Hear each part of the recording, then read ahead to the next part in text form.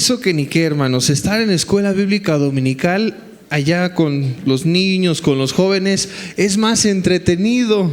¿Sabe por qué? Porque allá puede preguntar, puede opinar, puede hablar con sus amigos. Algo que allá no pueden hacer, hermanos, allá no se pueden dormir. Entonces, se las ganamos, ¿verdad? Estar también en la escuela bíblica es de bendición, pero también es una gran responsabilidad para los muchachos. He tenido que decirle a varios de ellos que deben comportarse porque es bendición, pero también tiene obligaciones, incluyendo a las personas que se los he dicho, es a mi hermano. Entonces imagínense, hay que aplicar disciplina y va parejo para cada uno de nosotros. ¿Cómo están, hermanos? ¿Cómo se encuentran? ¿Bendecidos y en victoria? Gloria a Dios. Yo debo decirles que gracias a Dios hoy me encuentro bien, pero lo que fue viernes y sábado la pasé mal. Unos dolores estomacales, y también debido a eso quiero disculparme porque el día de ayer no pude acompañarlos a la salida al hospital. A mí me fascina ir al hospital a hablar con las personas, pero el día de ayer era imposible. ¿Por qué? Porque no hay un baño cerca de la sala de espera, entonces era peligroso tanto para ustedes como para mí, ¿verdad? Entonces ya gracias a Dios estoy un poco mejor. Nada que un caldo de pollo arregle, un atolito de arroz, de avena. Y son cosas que ayudan, ¿verdad? ¿Le parece si hacemos una oración? Sí, vamos a orar. Amado Dios, gracias te damos en esta hermosa mañana. Permite, Señor, que como iglesia podamos prestar atención a tu palabra, a tus enseñanzas, a lo que quieres decirnos. Amado Dios, gracias por tu dirección, por tu bondad. Ayúdanos, dirígenos. Sabemos que lo has estado haciendo a lo largo del culto, a lo largo de nuestras vidas, pero te pedimos, Señor, que nos ayudes. Te pedimos que seas tú con nosotros y por nosotros. También gracias por los pequeños que están en clase, por los jóvenes, adolescentes, por las maestras, por los maestros. Bendíceles, Señor, y que también puedan tener un gran tiempo de enseñanza. En el nombre de Cristo Jesús, amén. Muy bien, hermanos, vamos rápidamente al libro de Daniel, capítulo 2.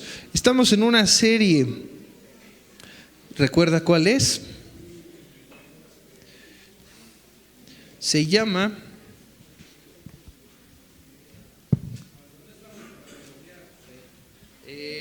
no, ese fue el tema. Gracias, hermano Silvano. Sí, está bien. Es que lo estoy moviendo, hermanos, porque me da el reflejo de la luz. La serie se llama Fe, Convicciones y Revelaciones que Transforman. Nuevamente, fe, convicciones y revelaciones que transforman. Ahí está apareciendo el tema de hoy. Hoy lo he titulado En busca de la sabiduría. Podemos estar en busca de muchas cosas. Incluso hay una película que se llama En busca de la felicidad. Pero el día de hoy estaremos en busca de la sabiduría. Según Proverbios capítulo 1 versículo 8, el principio de la sabiduría es el temor de Jehová. Ahí en Reina Valera dice de, no dice a, dice de Jehová. Es un poco diferente a veces como lo pronunciamos. Si no me cree, vaya a revisarlo. Pero vamos a buscar la sabiduría. Ya tuvimos un spoiler, lo vamos a encontrar en Dios.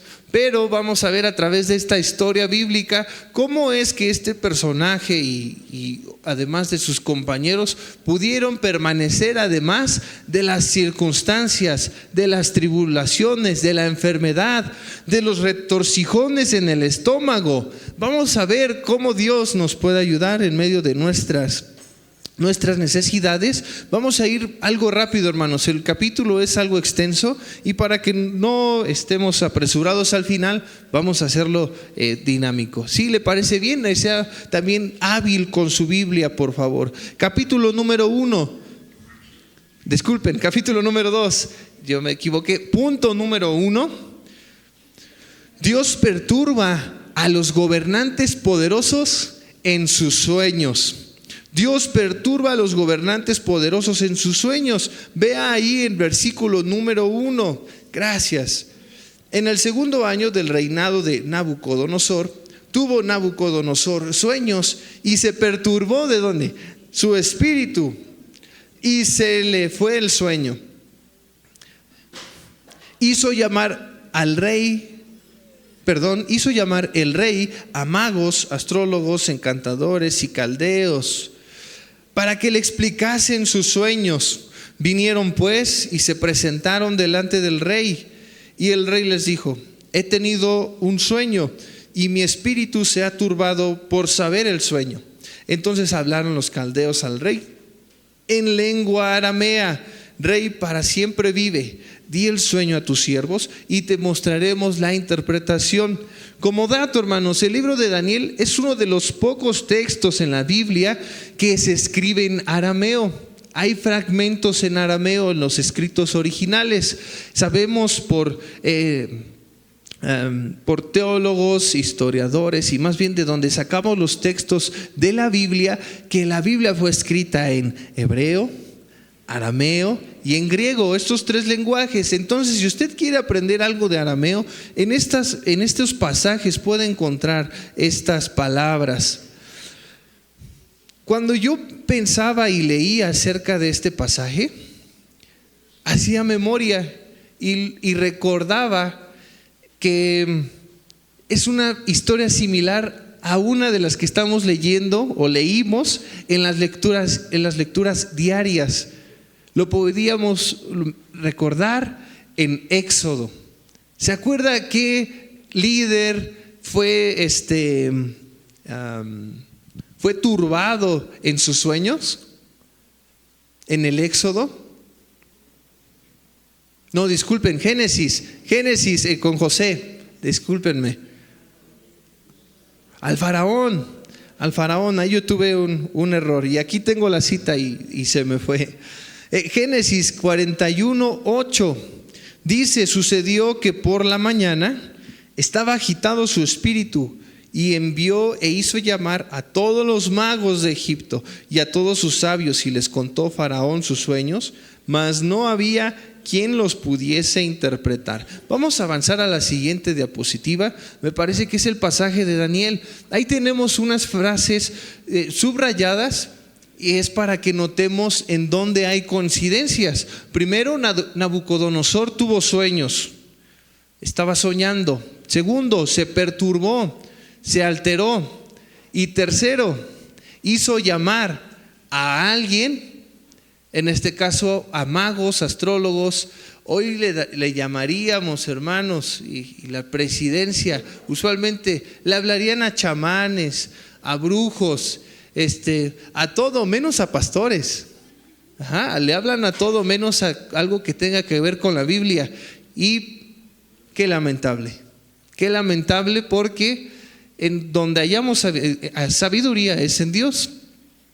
Y como cuarto punto, que le explicasen ese sueño. Siguiente, ahí vamos a estar en Génesis 41:8. Primero, agitado ¿qué? Su espíritu se alteró. Segundo, hizo llamar a todos los magos. De nuevo, hizo llamar a sus personas sabias y les cuenta sus sueños y pidió interpretación. Pidió que les dijesen qué significaban estos sueños. Vamos a la siguiente, por favor. Mientras dormimos, es un momento en el que usted y yo bajamos la guardia. Nuestro cuerpo descansa, pero hasta el rey más poderoso debe dormir. Y algo que me parece importante es que con todo su poder, con toda su autoridad, él pudiendo mandar a exterminar otras naciones, Dios nos revela que ni aún en nuestros sueños tenemos el control. De ahí que luego las mujeres sueñen que uno las está engañando. Y al otro día nos regañan porque las traicionamos en sus propios sueños. Y uno como buen hombre se tiene que disculpar de algo que no tuvo la culpa y que no causó. Sí, mi amor, perdóname, no lo voy a volver a hacer.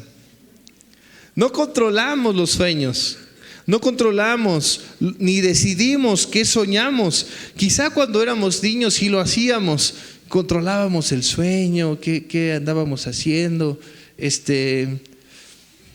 podíamos controlarlo, pero conforme vamos avanzando y nos vamos haciendo más grandes, más amargados, perdemos esa habilidad. Nuestro inconsciente puede revelar en el descanso aquello que más tememos. Ahora, un punto que quiero aclarar, hermanos: a veces cometemos el error de sobreespiritualizar cosas. Es que el Señor, es que soñé que el Señor venía. Soñé que venía con sus ángeles y no ha venido. ¿Por qué no ha venido? O sea, ¿es porque el Señor es mentiroso o porque yo soñé algo que estaba leyendo en la Biblia? ¿Por qué soñé una traición? ¿Porque el Señor me quiere revelar que alguien lo va a hacer? ¿O porque es uno de mis temores? Entonces tratemos de balancear este punto, y obviamente en la Biblia vemos que es importante cómo Dios se revelaba a través de los sueños, pero mi recomendación, mi comentario es que tengamos cuidado con nuestras interpretaciones. En el caso de Faraón y Nabucodonosor coinciden, se entrelazan, ambos tuvieron sueños y no hubo quien los pudiese interpretar. Había personas que se dedicaban a eso, pero no pudieron. Solo que en el caso de Daniel es un poco más complejo, porque el rey lo olvidó. Vamos a verlo en el versículo 5, es la siguiente presentación, la diapositiva. Dice: respondiendo el rey dijo a los caldeos: el asunto lo olvidé. Como cuando usted y yo amanecemos y tenemos un buen sueño, pero se nos olvida. Decimos: ¿qué soñé? Si no me mostráis el sueño y su interpretación, seréis hechos pedazos, y vuestras casas serán convertidas en muladares. Vemos a un rey más agresivo. Todavía de que ni siquiera les dijo el sueño, ya estaban bajo amenaza. No como en el caso de el faraón. En ese caso sí les había explicado el sueño, pero no pudieron. En este caso de Nabucodonosor, no tenían ni sueño, no tenían ni información, y tampoco sabían qué habrían. Pero hay una recompensa en el versículo 6: y si me muestran el sueño y su interpretación, recibiréis de mis dones. ¿Qué significa don? Regalo, y favores y gran honra. Decidme pues el sueño y su interpretación. 7. Respondieron por segunda vez y dijeron: diga el rey el sueño con sus siervos, y le mostraremos la interpretación. El rey respondió y dijo: yo conozco ciertamente que vosotros ponéis dilaciones. Dilaciones significa querer ganar tiempo, demorar algo, darles a largas. Ellos trataban de ver la forma de sacar la información al rey para que ellos pudieran responderle a él mismo. Porque veis que el asunto se me ha ido, termina el versículo 8, ¿verdad? El 9: si no me mostráis el sueño, una sola sentencia hay para vosotros. Ciertamente preparáis respuesta mentirosa y perversa que decir delante de mí, entre tanto que pasa el tiempo. Decidme pues el sueño, para que yo sepa que me podéis dar su interpretación. Los caldeos respondieron delante del rey y dijeron: No hay hombre sobre la tierra que pueda declarar el asunto del rey.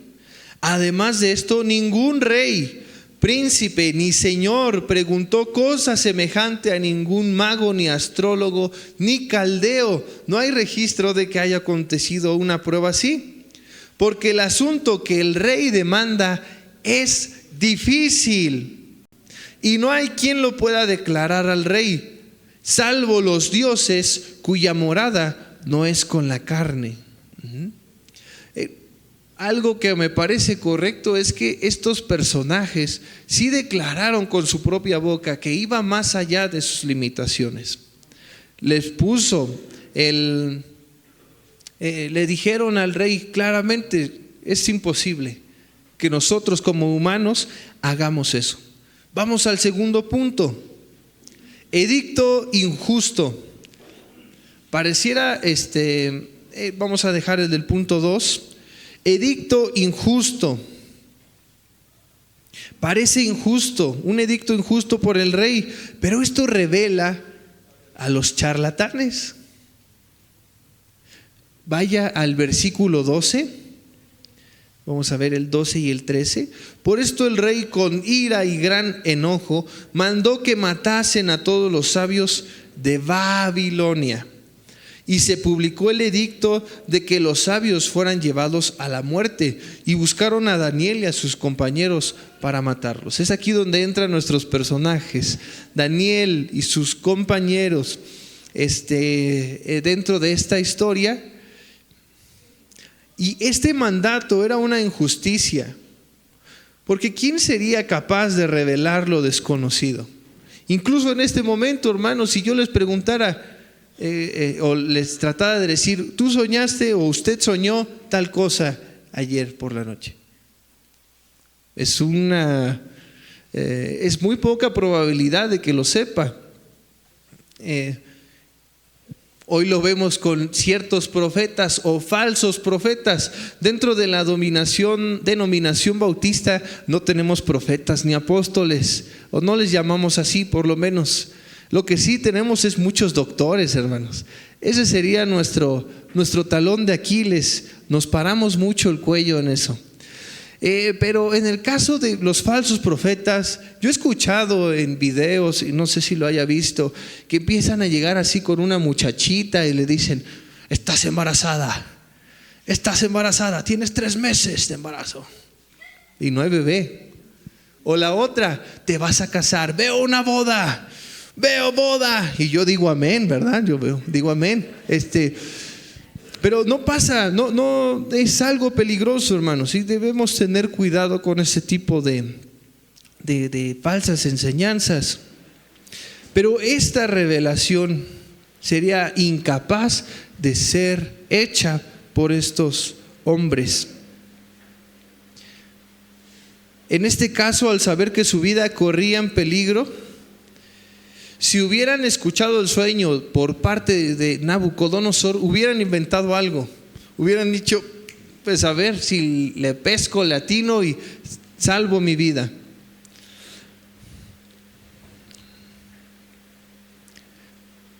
Pareciera injusto, hermanos, pero sí hubo una revelación en ese momento. Le reveló al rey que en realidad no contaba con magos, no contaba con sabios, sino que únicamente con engañadores. Eso es lo que revela este sueño en lo secreto. Incluso ellos reconocieron su incapacidad y expresan en su entendimiento que solo los dioses serían capaces de hacer algo así. Bajo su teología es algo correcto, porque ellos, al ser politeístas, declaran que los dioses, seres divinos, podrían realizar tal acción, pero no humanos. Vamos al punto 3. Prudencia y petición. Algo que usted y yo necesitamos con todo nuestro corazón. Prudencia y petición. Versículo 14 al 16. Versículos. Entonces Daniel habló sabia y prudentemente a Arioc, capitán de la guardia del rey, que había salido para matar a los sabios de Babilonia. Habló y dijo a Arioc: capitán del rey. ¿Cuál es la causa de que este edicto se publique de parte del rey tan apresuradamente? Entonces Arioc hizo saber a Daniel lo que había. Y Daniel entró y pidió al rey que le diese tiempo y que él mostraría la interpretación al rey. En ocasiones se nos presentan oportunidades o tenemos que ir a hacer trámites en algún departamento. Vamos, preguntamos, decimos, ¿para cuándo está esto? Y nos dicen que no. Y de forma muy mensa o de forma muy mansa decimos, bueno, está bien, vengo la siguiente semana. Y lo tomamos ese no muy fácilmente. Y como ovejitas llegamos a decir, bueno, ya ni modo, se intentó. Se intentó sin intentar nada. Dice el dicho, ahí nos vamos con la cola entre las patas. Pero podemos buscar la forma, preguntar y saber si hay otra alternativa. Eso le llaman negociar. Obvio, no le estoy recomendando que usted soborne a alguien. No estoy hablando de ese tema. Sino debe haber una forma legal, una forma sabia en la cual usted y yo podamos obtener lo que deseamos, lo que queremos. Porque usualmente, al ser hijos de Dios, queremos cosas que son íntegras, cosas que van con la voluntad de Dios. Imagínense, Daniel habla a Arioc, quien es capitán de la guardia del rey. Primero pregunta y pide. Ahora aplicó esa frase célebre, el no ya lo tengo. Literalmente Daniel ya tenía el no y estaba por ser asesinado. El no ya lo tengo, voy por el sí. Así que le invitamos, nosotros debemos ser más picudos. La pregunta es la que está apareciendo en su pantalla. ¿Cuál es la causa de que este edicto se publique de parte del rey tan apresuradamente? ¿Por qué el rey está haciendo eso? Daniel fue tan sabio en ese momento que pregunta. Hermanos, ser sabio no significa sabérsela toda la información, ser el más inteligente. Ser sabio es reconocer ciertos puntos de desinformación. Ser sabio es preguntar. Ser sabio también es pedir. En este caso, Daniel pregunta y pide. Pregunta y pide. ¿Qué es lo que pide? Más tiempo y avanza. Y así avanzamos al punto 4. La sabiduría no llega sola, se acerca con sus amigos.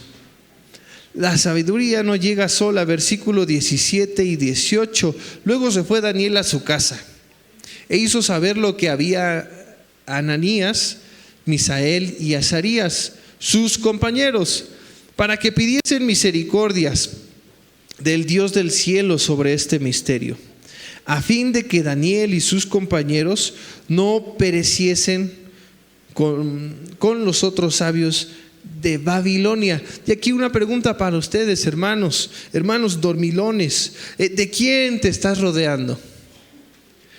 ¿De quién te estás rodeando? ¿Qué gente está cerca de ti? Esto es para mis hermanos varones. ¿Te estás rodeando de otros hombres en acción? El grupo de la iglesia de hombres se llama así, por si no lo conocían. ¿O les caen mejor sus amigos del trabajo? Esos hombres que ya llevan 2 divorcios. ¿Qué nos van a aconsejar? Si usted llega, se acerca con ellos y le pregunta, tengo problemas en casa, ¿qué me dices? Lo más seguro es que esa persona le diga, no pasa nada, déjala, ahí te consigues una y hasta más joven. Y sí, hermanos, se va a conseguir una más joven, Pero lo que no le dicen es que a usted le va a gustar nada más por su dinero. En cuanto se acabe su dinero, se va esa muchachita. No conviene eso. Buscan un mejor postor. Hermanas, ¿de quién se están rodeando? ¿De mujeres que buscan a Dios los martes en la oración? ¿O con la vecina chismosa que sabe todo lo que pasa en la colonia? Esa mujer debería ser un canal de noticias o de chismes, porque no ayuda a nadie. Ni siquiera le hemos preguntado algo y ya está diciendo información de más. ¿De quién nos estamos rodeando? Vean el versículo 17. Nos dice que Daniel se acercó con sus 3 compañeros, Ananías, Misael y Azarías. ¿Y qué pidieron? Misericordia a Dios. Piden misericordia a Dios. Imagine la escena. Están estos hombres y están angustiados porque su vida corre en peligro. Ahora, también nosotros debemos cuidar las formas en cómo nos acercamos con las personas. Luego, nuestra forma de expresarnos pareciera que ahuyentamos a las personas. Pareciera que a veces hablamos hasta en Reina Valera. Seguramente este acercamiento fue de Daniel con sus amigos, fue estando juntos, comiendo en la casa de alguien. Preocupado les dice Daniel lo que está aconteciendo. Usted como hombre, le invito, por favor, diga sus preocupaciones en una reunión de hombres acción el 3er sábado de cada mes, con pollito, con un asado, con una cena, y decirle a alguien, a un hermano en la fe: ayúdeme a orar porque hay problemas en casa. Un hombre sabio busca ayuda, hermanos. No se queda solo. ¿De quién estás rodeado? Ayúdeme a orar. Esto lo aproveché para hacer publicidad, hermanos, a la reunión de hombres, sin comisión. Ahí aunque lo más seguro, por la amenaza, es que Daniel fuera corriendo a decirle a sus amigos, lo más rápido posible. Algo que urge, no lo dejas para después. Algo que está atentando contra tu propia vida, lo hacemos rápido, ¿verdad? No lo dejamos como cosas en la casa de, luego no pasa nada. Y luego lo vemos. No, había que hacerlo lo más pronto. Punto 5. Dios responde a nuestras oraciones. Dios responde a nuestras oraciones. Veamos el versículo 19. Entonces el secreto fue revelado a Daniel en visión de noche. Se le muestra con otro sueño, hermanos. Por lo cual bendijo Daniel al Dios del cielo. El Señor tuvo misericordia y reveló el sueño a Daniel. Estos 4 hombres pidieron por misericordia. ¿Dios respondió? Dios respondió. Les estaba preguntando, pero creo que los agarré en curva, ¿verdad, hermanos? O quizás no hice tanto el acento de la pregunta. El Señor responde. Y antes de ir delante del rey, Daniel supo que debía dirigirse al verdadero rey. Y lo vemos en el siguiente punto: una expresión de gratitud, una alabanza a Dios. Versículo 20 al 23. Y Daniel habló y dijo: sea bendito el nombre de Dios de los siglos en siglos, porque suyos son el poder y la sabiduría. Él muda los tiempos y las edades, y quita reyes y pone reyes. Da sabiduría a los sabios y ciencia a los entendidos. Él revela lo profundo y lo escondido. conoce lo que está en tinieblas y con él mora la luz. A ti, oh Dios de mis padres, te doy gracias y te alabo porque me has dado sabiduría y fuerza, y ahora me has revelado lo que te pedimos, pues nos has dado a conocer el asunto del rey. En pocas palabras, hermanos, Daniel está expresando que todo, absolutamente todo proviene de Dios. Y esto es una postura en la cual debemos tener cuidado, hermanos, porque es sencillo decir todo proviene de Dios, pero cuando Dios decide quitar algo o a alguien, es ahí cuando revela si creemos en verdad o no que todo viene de Dios. Si todo es de su provisión, entonces eso significa que el Dios de los cielos en cualquier momento puede tomarlo porque es suyo. ¿Que va a doler? Claro que sí. Va a doler muchísimo. Pero mientras más pronto entendamos y descansemos en esto, hermanos, en el que Él es el Dios soberano, en el que a Él le pertenecemos, nuestra vida descansa. Y así cuando a usted le lleguen a amenazar, a asaltar, o que no estoy expresando o no quiero, no quiero que le pase. Pero si Dios lo permitiera, hermanos, Él sigue siendo bendito, Él sigue siendo bueno. Y hace unas semanas me llamaban por teléfono, hermanos, amenazando. Y uno a veces se llega a paniquear, hermanos. Pero yo le pedía al Señor en oración fortaleza, seguridad. Y me recordó el Señor un pasaje, hermanos. Palabras de Jesús: no debo temer a quien puede quitar o matar al cuerpo, sino a aquel que puede echar el cuerpo y el alma en el infierno. A Él debo tener miedo, temor reverente. A Él solo debo temer. Si incluso el cristiano debería tomarlo como un favor si alguien nos quita la vida, hermanos. Voy al cielo, vamos al cielo. Si algo nos sucede el día de hoy, a los que confiamos en Cristo Jesús como nuestro Señor y Salvador, vamos al cielo. Entonces el morir para nosotros se vuelve ¿en qué? En ganancia. Ganamos cuando aparentemente perdemos. Imagínese eso. Cuán grande es el Evangelio, que cuando parece nuestra derrota y cuando parece que Satanás ha ganado y ha tomado posición, en realidad nosotros le recordamos al mundo: Cristo ganó por mí, Cristo me dio salvación, así que no tienes autoridad en mi familia, no tienes autoridad en mis emociones, en mis sentimientos, y en el nombre de Jesús te largas. Sí, hermanos, descansemos en su provisión. Daniel tenía en claro esto, su gratitud a Dios, porque bien pudo haber tenido esa visión y córrele, vámonos delante del rey.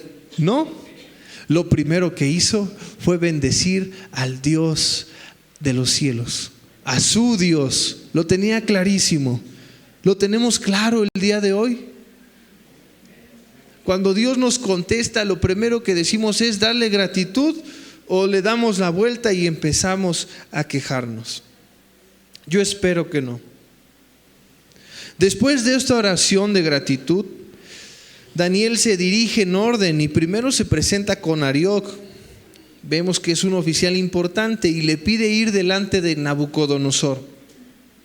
No nos saltemos puestos.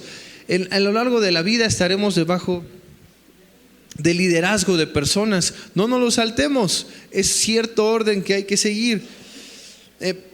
Vaya en su Biblia al versículo 24. De ahí vamos a leer varios pasajes. Lo que le estoy contando. Después de esto fue Daniel a Arioc, al cual el rey había puesto para matar a los sabios de Babilonia, y le dijo así: no mates a los sabios de Babilonia, Llévame a la presencia del rey y yo le mostraré la interpretación. Entonces llevó Arioc prontamente a Daniel ante el rey y le dijo así: he hallado un varón de los deportados de Judá, el cual dará al rey la interpretación. Ahí yo también veo fe de parte de Arioc, hermanos. Veo fe porque no dijo igual y le da la interpretación. Puede que le diga, estaba seguro. La fe de Daniel, su seguridad, su pasión fue contagiada a Arioc. Imagínense qué nivel de fe tenía Daniel. La fe se contagia. La fe contagia a las personas. Y eso es algo maravilloso que usted y yo podemos hacer. ¿Qué está contagiando el día de hoy? Yo espero que no gripa. El miedo también puede contagiarse. No hay que hacer nada. La mediocridad también puede contagiarse. Háyase. La vida en Cristo, hermanos, se trata de mejorar. No le estoy hablando de prosperidad, le estoy hablando de madurez en Cristo. Una persona que madura inevitablemente es una persona bendecida, pero también que va a crecer.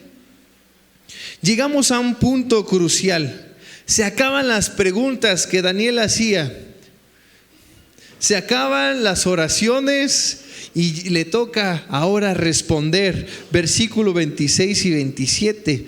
Respondió el rey y dijo a Daniel, el cual llamaban Belsasar: ¿podrás tú hacerme conocer el sueño que vi y su interpretación?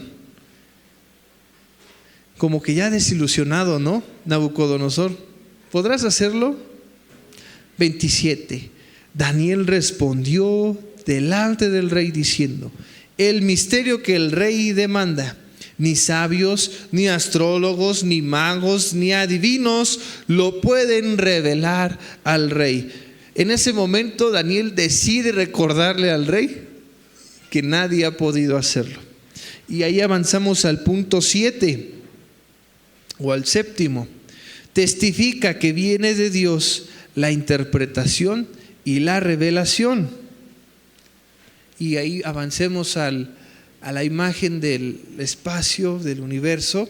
Escuche estas palabras de Daniel: pero hay un Dios en los cielos, el cual revela los misterios, y él ha hecho saber al rey Nabucodonosor lo que ha de acontecer en los postreros días. He aquí tu sueño y las visiones que has tenido en tu cama. Estando tú, oh rey, en tu cama, te vinieron pensamientos por saber lo que había de ser en lo porvenir. Y el que revela los misterios te mostró lo que ha de ser, y a mí me ha sido revelado este misterio. No porque en mí haya sabiduría, más sabiduría que en todos los vivientes, sino para que se dé a conocer al rey la interpretación y para que entiendas los pensamientos de tu corazón. Probablemente el rey solo había pedido o ese sueño estaba tratando acerca de, o más bien la pregunta que tenía Nabucodonosor era: ¿qué va a acontecer cuando muera? Y yo creo que una pregunta que la mayoría de aquí hemos hecho: ¿qué va a pasar con mi familia? ¿Qué va a pasar con aquellos que amo cuando ya no esté? Probablemente esa era la visión de Nabucodonosor: ¿qué va a pasar con mi reino? Pero Dios en su grandeza decide responder más allá. Y del versículo 31 al 35 vemos cómo Daniel le explica el sueño que tuvo. Vemos que le expresa, o más bien le explica que veía una gran imagen. Era de gran aspecto. Vamos a ver sus características. La cabeza de esa imagen era de oro fino, su pecho y sus brazos de plata. Vamos a ver, ese es el segundo material. Su vientre y sus muslos de bronce, sus piernas de hierro, sus pies en parte de hierro y en parte de barro cocido. Y ahí diríjase al versículo 34. Estabas mirando hasta que una piedra fue cortada, no con mano, e hirió a la imagen en sus pies de hierro y de barro cocido, y los desmenuzó. Entonces fueron desmenuzados también el hierro, el barro cocido, el bronce, la plata y el oro, y fueron como tamo de las eras del verano, y se los llevó el viento sin que de ellos quedara rastro alguno. Mas la piedra que hirió a la imagen fue hecha un gran monte que llenó toda la tierra. Hasta ahí vamos a hacer una breve pausa. Y notemos que el versículo 35 pareciera estar al revés, porque nos dice que fueron desmenuzados. ¿Pero cómo? Y al final del versículo nos dicen cómo es que fue desmenuzados, destrozados. Es así como termina esta extraña narración, un sueño raro, hermanos, de esos que luego tenemos nosotros cuando algo nos cae mal de la comida. Pero del versículo 36 al 43, Daniel explica, Daniel da su interpretación, y es el siguiente punto número 8, interpretación. Si usted cuando lo leyó la primera vez no le entendió nada, bienvenido al club, hermanos. Es algo raro, pero siguiendo la lectura es un poco más sencillo. Dice el 36, este es el sueño, también la interpretación de él diremos ante el rey. Le explica, tú, oh rey, eres rey de reyes, aunque no con R mayúscula, hay que aclarar, porque el Dios del cielo, que te ha dado el reino, te ha dado reino, poder, fuerza y majestad. Entonces él va a simbolizar su reino. En ese momento simboliza la cabeza de oro, hermanos. La primera fase, como lo más glorioso. La segunda parte del cuerpo, un material que es de alto valor también, pero no igual que el oro. Entonces se levantará otro reino inferior al tuyo. Vamos a ver a lo largo de la lectura que tales reinos parecen que se van deteriorando. Igual que en la historia de los reinados con el pueblo judío, vemos al gran rey David o al rey David, después viene Salomón, y después de ese momento va en decadencia los reinos. Usualmente pasa eso.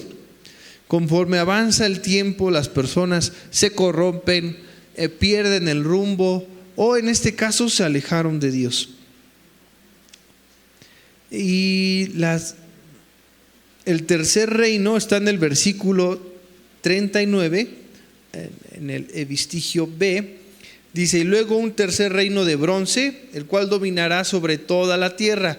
Y el cuarto reino será fuerte como hierro, y como el hierro desmenuza y rompe todas las cosas, desmenuzará y quebrantará todo. Y lo que viste de los pies y los dedos, en parte de barro cocido de alfarero y en parte de hierro, será un reino dividido, mas habrá en él algo de la fuerza del hierro. Así viste, hierro mezclado con barro cocido, y por ser los dedos de los pies en parte hierro y en parte barro cocido, el reino será en parte fuerte y en parte frágil. Este es un punto importante, hermanos. Nos revela la naturaleza de ese reino. ¿Por qué tiene dos materiales? Porque tendría fuerza, pero también fragilidad. Muy bien. Al leer estos pasajes vemos la misericordia de Dios para con Nabucodonosor. Y como explicaba, la visión de este rey probablemente solo eran unos años después. Pero nuestro Dios decide revelar un sueño o revelar a través de ese sueño algo más grande. Entendamos y no debemos olvidar que el libro de Daniel es un libro apocalíptico, un libro que nos habla acerca del final de los tiempos. Apocalipsis, ¿qué significaba? Quitar el velo, correr el velo. Se descubre algo que no podíamos ver. Y para mí es curioso que hay interpretaciones para la interpretación. Este sueño, hay dos posturas, dos teorías conocidas y de las más respetables. Debe haber otras más, pero ¿sabe lo que en ocasiones sucede? Tomamos el pasaje bíblico y le imponemos nuestras propias ideas. A eso se le llama eisegesis. Mi idea lo impregno en el pasaje. Cuando usted hace un buen uso de la hermenéutica, se le llama exégesis. Lo que sale del pasaje hacia mí. La idea del autor hacia mí. No tomo el pasaje y lo tuerzo y yo lo uso para mi propio beneficio. No, lo que nosotros como hijos de Dios buscamos es que la palabra de Dios nos hable a nosotros, nos transforme y seamos renovados conforme conforme avanzamos, conforme estudiamos más. Escuchaba de un pastor: ¿cómo es que amas más a Dios? Conociéndolo más. ¿Cómo es que amas más a tu esposa, a tu esposo? Conociéndolo más. O por lo menos cuando eran novios, lo llegabas a amar porque sabías más cosas de él. Ah, mira, le gusta hacer tal actividad, está estudiando tal cosa, no le gusta que diga esto, no le gusta que hable así de otras personas, le gusta que trate bien a las personas en un restaurante, a los meseros, a las personas que sirven. Son cosas y son formas en las que vas conociendo y vas amando más a la persona. Vamos a la primera interpretación. Se nos presentan 4 reinos: el babilónico, el medo-persa, Grecia y Roma. Cada uno de ellos con sus distintivos líderes. En el caso el cuarto, en el caso de Roma, en los comentarios no nos ponen a un líder debido a que había varios César o hubo varios emperadores en ese reino. La cabeza de oro viene a ser Babilonia, como el más espléndido, el más asombroso, y eso es algo que hasta el día de hoy disfrutamos de esa cultura. Si usted llega a estudiar ciencias básicas o algo referido al álgebra, a las matemáticas, la base está ahí. Eran inteligentes. Entonces hasta el día de hoy esa cultura prevalece en álgebra, por así decirlo. El medo-persa, en ese reino hay una unión y fue dirigido por su rey más famoso, Ciro. El tercer reino lo dominaría Grecia con Alejandro Magno. El imperio griego conquista a los persas. Fue una cadena, hermanos. Fue una cadena de victorias, pero también de derrotas. Y el cuarto, el imperio romano. Significa que sería fuerte y débil. Y después de esos días se levantaría un quinto reino que jamás sería destruido. A este reino lo llamamos reino mesiánico. Mesías, el ungido, Cristo en griego, el ungido de Dios. Ese reino mesiánico es caracterizado porque se establece el reino de Dios y de la iglesia.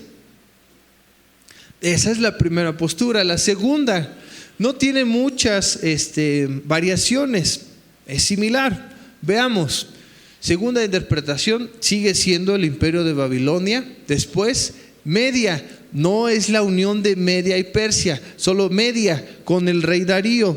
Después viene el tercero, que sí es Persia, y al final Grecia. En el caso de Grecia con Alejandro el Grande, ahí hubo una división en el reino de Palestina. Eran los Seleucidas y los Ptolomeos. Eran reinos de Siria y de Egipto, reinos con mucho poderío, pero incluso con la misma palabra corrobora. El reino de Babilonia fue el más grande. Después viene otro reino, pero no igual de grande. Va en decadencia hasta que llega el punto en el que el reino mesiánico da un golpe al reino humano. Es una pedrada para nosotros, hermanos, porque usualmente buscamos líderes poderosos, líderes inteligentes o que puedan hacer que la economía crezca, pero pocas veces buscamos el reino de Dios. Y qué triste que nuestros líderes, aferrados por una posición política, decidan hacer a un lado a la Biblia, hacer a un lado a Dios y buscar otras cosas, buscar otro consejo. Y yo escucharía de parte de esas personas: no sabemos qué hacer, no sabemos cómo mejorar la seguridad en el país, no sabemos qué hacer con el narcotráfico, con la trata de personas. Hasta que el Señor los alcance, hermanos, veremos un mejor país, una mejor nación. La pregunta en este sueño sería la siguiente: ¿a qué tiempo se refiere? ¿Se refiere al final de los imperios o al final de un periodo, al final de un periodo histórico, o al final del fin, al final? Ahí ya se me cuatrapeó la pregunta. ¿O se refiere al final del mundo? Ya lo logré. Como es un libro apocalíptico, hermanos, apunta a ambos. Seguramente está hablando acerca de la venida de Cristo Jesús hace más de 2000 años, pero también está hablando acerca del establecimiento del reino de Dios de forma plena, de forma completa, que lo entendemos que es la segunda venida. Ahora, ¿cómo es ese reino? Ese reino es incorruptible, ese reino mesiánico, y es el punto número 9. Y ahí le invito a que siga en su Biblia. En los días de estos reyes, el Dios del cielo levantará un reino que no será jamás destruido, ni será reino dejado a otro pueblo. Desmenuzará y consumirá a todos estos reinos, pero él permanecerá para siempre.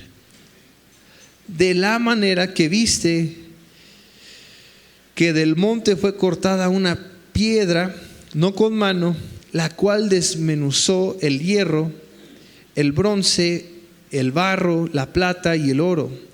El gran Dios ha mostrado al rey lo que ha de acontecer en lo venir. El sueño es verdadero y fiel su interpretación.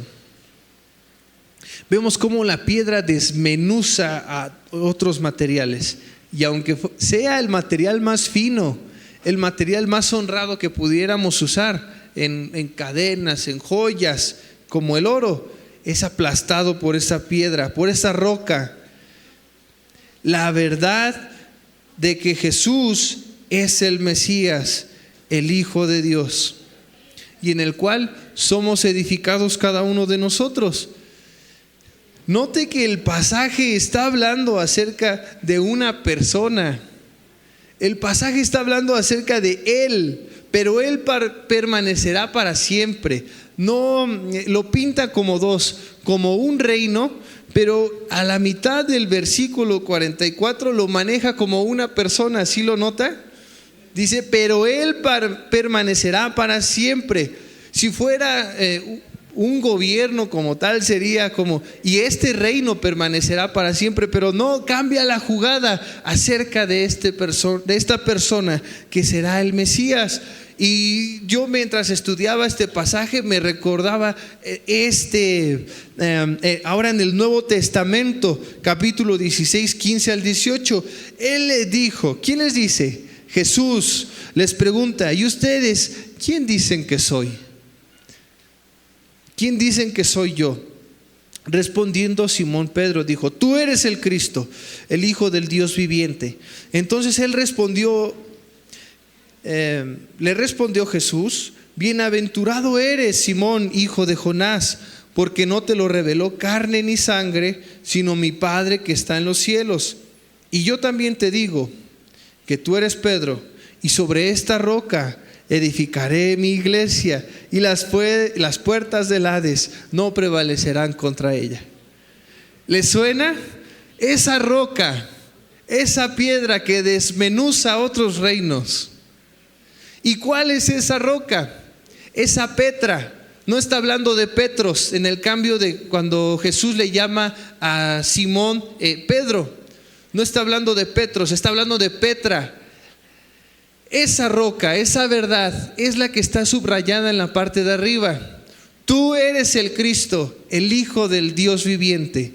Como iglesia evangélica estamos fundados en esa verdad. Estamos fundados en Cristo Jesús como el Mesías, el Hijo del Dios viviente. Esa es la verdadera roca, no una persona, no un superhumano que de nada tiene súper, no un papa, no un líder religioso, no un pastor, no un doctor, no un profeta, apóstol, lo que quiera llamarle.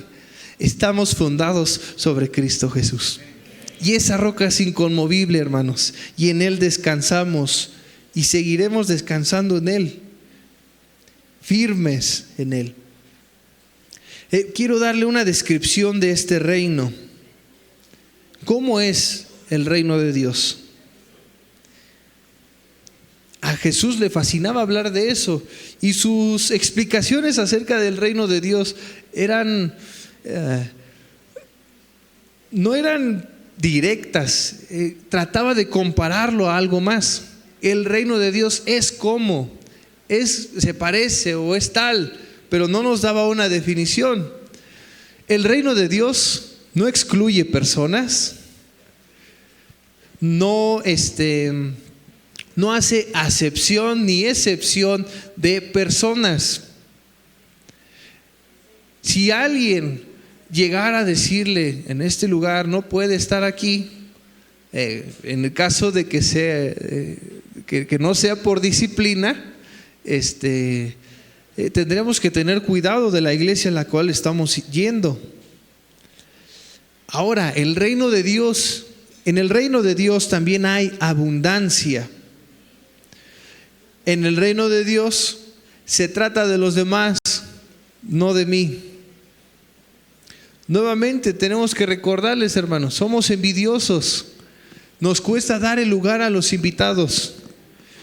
Tendremos que poner lamentablemente en las mesas reservado, o primero pasar a las personas, porque no funciona el que levanten las manos las personas nuevas y que tomen lugar. No funciona, hermanos. Tendremos que cambiar la estrategia, y disculpen, pero hasta que no muramos a nosotros mismos, tendremos que hacer lo necesario para que las personas sean bien recibidas. La visión del reino es mejor. Ya le hablaba acerca de una visión empresarial en ocasiones anteriores. En un desayuno y con servidores en otra iglesia, yo podía ver el amor de Dios y los hermanos desbordándose. ¿Qué necesita? Y a cada rato pasando una y otra vez para servirnos. Y yo le dije a un hermano que era miembro de esa iglesia: oye, aquí sirven como una empresa, O sea, porque yo en mi poco entendimiento entendería que una empresa trabaja bien o sirve bien, pero eso es una descripción vana del reino de Dios, hermanos, porque la visión del reino es mejor, más alta. Yo debí decirle, sirven como en el reino de Dios, porque el reino de Dios se basa en, si no hay alguien que lo haga, yo lo hago. Heme aquí, Señor, envíame a mí. Esa es la visión del reino. Aquí estoy. La visión del reino es, estoy para servirte. No hay alguien aquí a quien se le paga para eso. Ahora, el punto número 10, ya estamos por terminar. Recompensas de la obediencia de Dios. Hay recompensas.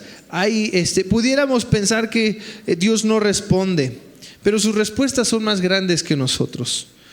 Sus palabras son eternas y dirigen nuestra existencia. Por lo que cuando oramos a Él, Él nos responde y obedecemos. Esto trae bendición. ¿Qué hubiera pasado si Daniel hubiera dudado? ¿Qué tal si Daniel pensara esto? Tiene la visión y en ese momento Daniel se pregunta, ¿y qué tal si no es visión de Dios y yo me lo inventé? ¿Por qué no pasa eso? ¿Por qué no hay duda en la vida de Daniel? Porque Daniel conocía a su Dios, estaba impregnado de la presencia de Dios, así que sabía reconocer la voz de Dios y sabía reconocer sus propios pensamientos. Es por eso que no hay duda, hermanos. Si usted y yo dudamos en cuanto a una respuesta de Dios, es porque nos falta conocerlo más. Nos falta diferenciar nuestras ideas, nuestras emociones de su voluntad. Es ahí en donde encontramos a los verdaderos hombres y verdaderas mujeres de los pequeños en el reino de Dios. Veamos las recompensas. ¿Qué recompensas hubo? Hubo reconocimiento. El rey se dobla. El rey se humilla delante de Daniel. Eso es impresionante. Primera, el rey Nabucodonosor no tenía por qué haberlo hecho, pero fue tanto su encuentro con Dios que se dobla y reconoce que Dios estaba con él. Ese reconocimiento fue tanto para Daniel, pero principalmente a Dios. Dios estaba con Daniel. La segunda, evita la muerte de sus amigos y de otros sabios, de otros paganos, de los magos. En el versículo 48 hay recompensas. Dice, le dio muchos honores, grandes dones, le hizo gobernador sobre toda la provincia de Babilonia y jefe supremo de todos los sabios de Babilonia. El punto 5, hermanos, aquí lo tengo como lastimosamente este evento no fue suficiente para que Nabucodonosor adorara a Dios el resto de su vida, o desde ese punto. Aunque se dobla, aunque se humilla delante de Daniel, en el siguiente domingo veremos que aún no tiene temor de Dios, y en parte, en base a este sueño, es que levanta algo.